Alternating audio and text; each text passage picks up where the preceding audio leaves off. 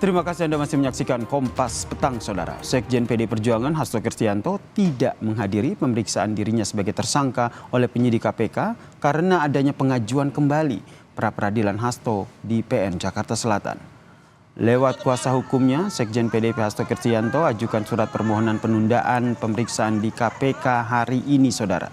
Permohonan penundaan ini terkait dengan pengajuan kembali pra-peradilan Hasto di Pengadilan Negeri Jakarta Selatan sebagai tindak lanjut dari putusan pra-peradilan sebelumnya. Roni Talapesi menyebut pihaknya telah mengajukan 2 permohonan terkait dengan pra-peradilan ini, Saudara. Roni Talapesi juga meminta agar semua pihak menghormati putusan hakim dan langkah serta hak hukum dari kliennya. Kami dari tim hukum Mas Hasto Kristianto pagi ini jam 8.30 telah mengajukan surat permohonan penundaan pemeriksaan Mas Hasto Kristianto di gedung KPK. Dasar dari permohonan kami ini adalah kami telah mengajukan 2 gugatan pra-peradilan kembali di Pengadilan Negeri Jakarta Selatan. Kami menilai bahwa dalam putusan hakim hari Kamis tanggal 13 Februari 2025 kemarin belum menyentuh pokok perkara memeriksa sah atau tidaknya status tersangka Mas Hasto Kristianto. Oleh sebab itu kami memohon kepada semua pihak agar dapat menghormati langkah hukum yang sedang kami tempuh. Terima kasih, salam hormat.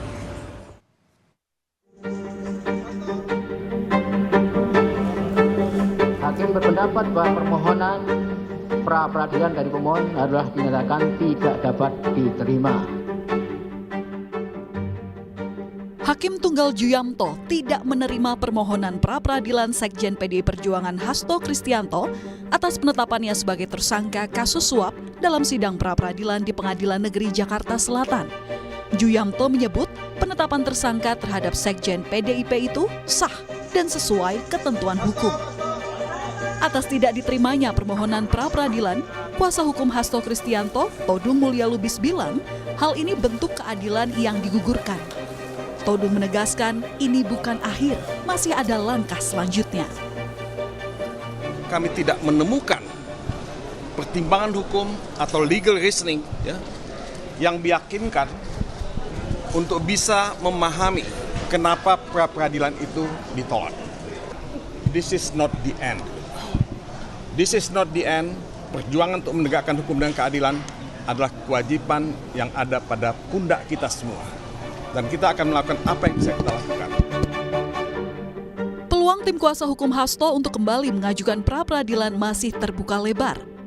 Pakar Hukum Universitas Jenderal Sudirman Purwokerto, Hipnu Nugroho Pra, menyatakan dari hasil sidang yang menyatakan tidak diterima, sehingga peradilan bisa dilakukan berkali-kali sepanjang pokok perkara belum disidangkan di dalam persidangan.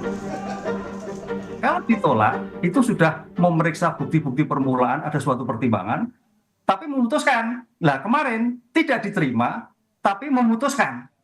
Nah, ini yang saya kira juga ada antara judul dan belakangnya kurang pas gitu. Harusnya kalau ditolak ya kembalikan pada awal, pada waktu pemeriksaan di KPK, sehingga pemeriksaan ini tidak dilakukan.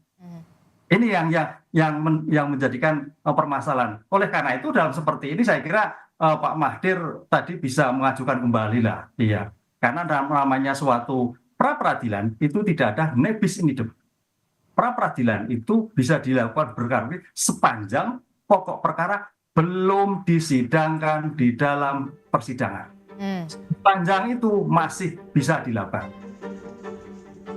Kurang sepekan sejak putusan pra-peradilan, tim hukum Hasto tengah mempersiapkan pengajuan kembali pra-peradilan Hasto di Pengadilan Negeri Jakarta Selatan sebagai tindak lanjut dari putusan pra-peradilan sebelumnya.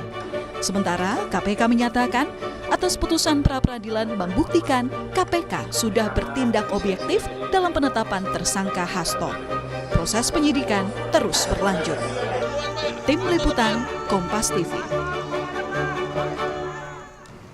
Saudara, lalu apa saja yang disiapkan oleh tim hukum Hasto dalam mengajukan kembali pra-peradilan di PN Jakarta Selatan dan bagaimana sebenarnya mekanisme pengajuan kembali pra-peradilan ini? Kita bahas bersama dengan tim hukum PD Perjuangan, Mas Joel Tobing dan juga pakar hukum pidana, Mas Abdul Fikar Hajar yang telah bergabung bersama kami di Kompas Petang. Salam sehat semuanya. Saya ke Mas Joy dulu. Mas Joy, ini diajukan kembali pra-peradilan seperti yang tadi disampaikan oleh rekan Anda, Roni Talapesi. Apa saja nih materi yang sudah disiapkan? Ya, jadi memang betul, Mas. Begitu keputusan kemarin hari Kamis, maka Jumatnya besoknya langsung kami ajukan kembali permohonan pra peradilan di Jakarta Selatan. Jadi ada dua hal yang menjadi poin penting pada keputusan itu, karena alasan tidak diterimanya permohonan pra peradilan kami itu karena alasan dari majelis mengatakan bahwa kenapa kok seprindik itu, yang dua seprindik itu digabung menjadi satu permohonan. Oke, maka belum ada masuk ke pemeriksaan materi pokok perkara, masih dalam pembahasan syarat formil, yang seharusnya juga memang itu tidak diatur. Tidak diatur apakah memang ada 2 sprindik atau 3 sprindik bisa dimohonkan atau tidak, itu memang tidak ada diatur. Nah, sementara ajas peradilan itu, kan katanya ajas peradilan itu harus yang mudah, ringan, dan cepat, kan gitu ya, sederhana kan gitu. Nah, Berarti jadi ini mengajukan dua menjadi pra persoalan. peradilan, dua permohonan pra peradilan, itu apa saja, Mas Joy? Iya, sprindik yang 152 itu terhadap perintangan obstruction of justice, 153 itu terhadap suap, ya. Itu yang sudah kita mohonkan, dan sore ini saya monitor memang sudah register di Pengadilan Jakarta Selatan ya. Baik. Dua-duanya sudah terregister. Kita sedang menunggu kapan untuk dipanggil ke kita untuk menghadiri persidangan. Ada dua permohonan pra peradilan yang diajukan, yaitu terkait dengan perintangan penyidikan dan juga kasus suap. Saya ke Mas Abdul. Mas Abdul melihatnya seperti apa nih? Kalau kemarin itu gugatan tidak dapat diterima sehingga akhirnya diajukan kembali pra peradilan oleh tim hukum Hasto Kristianto ini. Iya, yang harus dimengerti dulu adalah bahwa pra peradilan itu adalah proses peradilan di luar pokok perkaranya. Jadi aspek formil dari sebuah perkara, ya, aspek formil dari sebuah perkara itu ya pemanggilan, penetapan orang sebagai tersangka, ya, kemudian penangkapan, penahanan. Nah, itu kan aspek formil dari suatu perkara pidana. Belum masuk ke persoalan apakah orang ini bersalah atau tidak, si tersangka itu bersalah atau tidak. Nah, karena itu kemudian KUHP atau hukum acara pidana kita menyediakan forum itu, ya, yang kemudian disebut sebagai pra peradilan. Fungsinya sebenarnya untuk mengontrol juga, ya, mengontrol apakah apa yang dilakukan oleh penegak hukum dalam melaksanakan upaya paksa yang dimilikinya, kewenangan upaya paksa yang dimilikinya itu sudah sah atau tidak. Gitu. Jadi panjang pokok perkaranya, ya, belum disidangkan, maka pra peradilan tetap terbuka. Mau diajukan sekali, 2 kali, atau 3 kali, nggak ada masalah, gitu. Ya, boleh saja, gitu. Sepanjang pokok perkaranya belum disidangkan. Tetapi meskipun sedang diajukan pra peradilan, bahkan umpamanya sedang dalam pembuktian seru-serunya, gitu ya, tetapi kemudian pokok perkaranya mulai disidangkan, maka dengan sendirinya perkara pra peradilan itu gugur. Gitu. Jadi gugur dengan sendirinya karena yang sudah pasti adalah yang disidangkan pokok perkaranya. Begitu, Mas. Bisa diajukan berkali-kali selama pokok perkaranya ini tidak disidangkan, begitu ya? Belum, ya betul. Tidak disidangkan. Nah, yang membuat akhirnya pokok perkara itu disidangkan itu penentunya apa? Iya, penentunya adalah bahwa sudah cukup alat buktinya, kemudian penegak hukum, penyidik dalam hal ini, ya, atau kemudian sudah dilimpahkan ke penuntut umum, itu sudah cukup, kemudian sudah dilimpahkan ke pengadilan. Nah, sudah merasa cukup dan sudah dihitung atau sudah dihitung, memang sudah cukup, kemudian diajukan ke pengadilan. Nah, itu ini kriterianya seperti itu. Jadi sepanjang belum disidangkan perkara pokoknya di pengadilan, maka peradilan itu boleh diajukan, ya, mempersoalkan keabsahan proses itu boleh terus dipersoalkan. Nah, karena itu saya bilang tadi, sepanjang belum disidangkan, pra peradilan itu bisa diajukan sekali, 2 kali, 3 kali, atau berapa kali pun. Berarti dengan kata lain ini kuncinya, kartunya dalam tanda kutipnya ada di KPK ya. Jika KPK sudah selesai melakukan penyidikan, kemudian sudah dilimpahkan dan sudah mulai disidangkan, berarti pra peradilan sudah tidak bisa diajukan, begitu ya? Betul, betul. Oke, saya ke Mas Jo. Mas Jo ini punya, kalau kita lihat dari pernyataannya Mas Abdul ini nampaknya waktunya cukup lama ini karena proses penyidikan yang dilakukan di KPK ini juga masih berlangsung begitu. Apakah yang disiapkan untuk pra peradilan untuk 2 gugatan ini? Tapi sebelum saya menjawab itu, tadi saya mungkin meluruskan sedikit ya. Jadi sebenarnya apakah kewenangan itu ada di penyidik KPK dalam rangkai penyidikan dan penyelidikan itu tentu ya. Tetapi dikatakan bahwa memang berkasnya lengkap yang disebut dengan P21 tahap 1 tahap 2-nya sudah oke, maka diserahkan ke pengadilan itu. Nah tentu ini juga kewenangannya ada di hakim. Nah yang menjadi persoalan, kita belajar dari kasusnya dulu Ketua DPD RI Pak Irman Gusmawan kalau tidak salah ya, Ketua DPD RI. Itu kita tidak lupa tuh, hari ini persidangan yang besok akan diputuskan sidang prapitnya, tetapi besoknya itu langsung mereka penyidik KPK itu langsung memberikan ini menyerahkan berkasnya ke KPK, sehingga dalam perjalanan itu dalam sidang prapit itu bisa dianulir. Nah ini memang yang menjadi persoalan kita bersama. Jadi ini kan harusnya persidangan ini yang sudah berjalan atau juga besok akan diputuskan, karena kan persidangan ini kan cepat waktunya, hanya 7 hari. Nah jadi kita berharap jangan ada hal-hal tindakan-tindakan yang seperti ini. Apapun ceritanya kan ini kan hak asasi itu juga perlu juga ditegakkan, tidak saja hanya proses berjalannya sidang.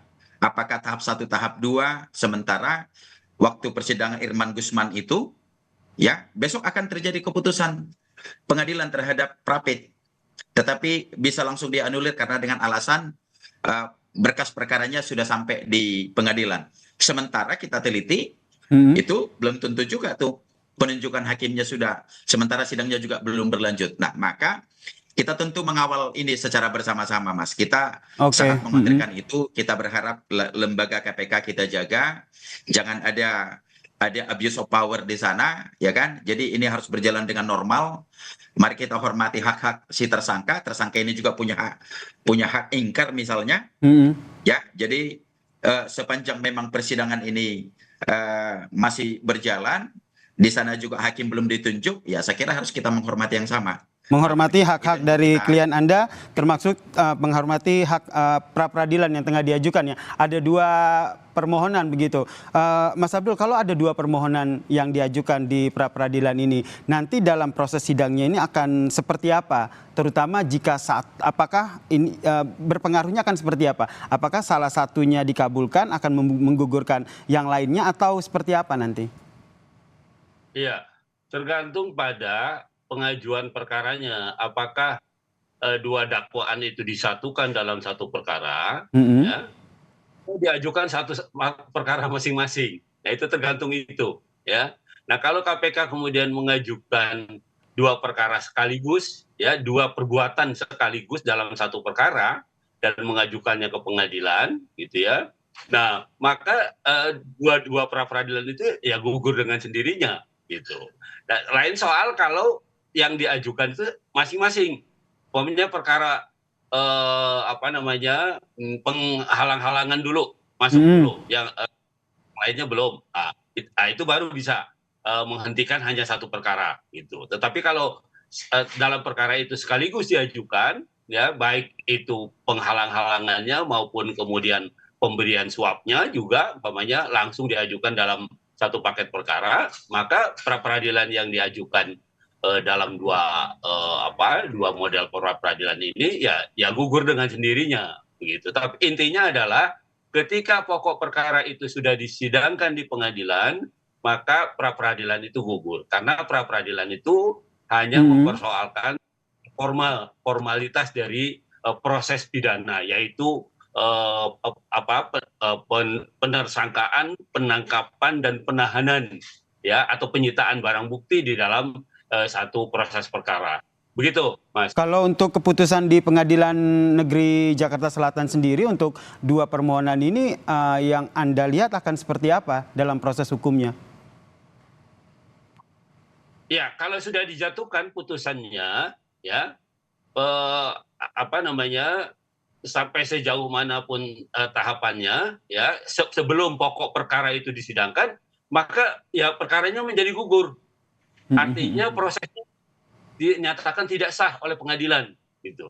Ya karena itu perkaranya, kalau istilah balapan itu ya mengulangi start ulang lagi gitu, jadi nol lagi gitu perkaranya. Nah itu kalau diputus bahwa memang formalitasnya tidak sah, ya, pentersangkaannya, penangkapannya, penahanannya dinyatakan tidak sah, perkara itu gugur dengan sendirinya dan harus dimulai lagi dengan penyidikan perkara baru, begitu, dengan penyidik baru. Ke Mas Jo, apa saja nih bukti yang dihadirkan nanti dalam permohonan pra peradilan untuk dua perkara ini? Ya, sebenarnya dalam syarat formil yang sudah kita tetapkan tadi seperti yang disampaikan Pak Abdul Fikar itu kan soal pemanggilan, pemeriksaan, penggeledahan, penyitaan, dan terus ditambah keterangan saksi fakta, ada para ahli, ini kami sudah siapkan.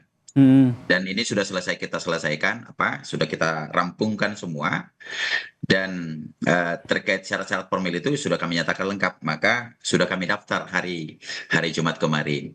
Nah, yang terpenting sih, Mas, adalah yang menjadi himbauan kami dari selaku kuasa hukum, kami memohon kepada penyidik KPK agar bertindak betul-betul profesional kan. Jadi seluruh rangkaian pemeriksaan ini adalah benar, apa adanya, artinya betul-betul memang tidak ada dalam tekanan yang luar biasa melakukan intimidasi kepada siapapun. Itu yang terpenting dulu. Yang kemudian bahwa syarat-syarat seorang tersangka itu kan tentu dalam kapasitas statusnya sebagai tersangka itu pun benar harus diperiksa kembali, dimintain keterangan.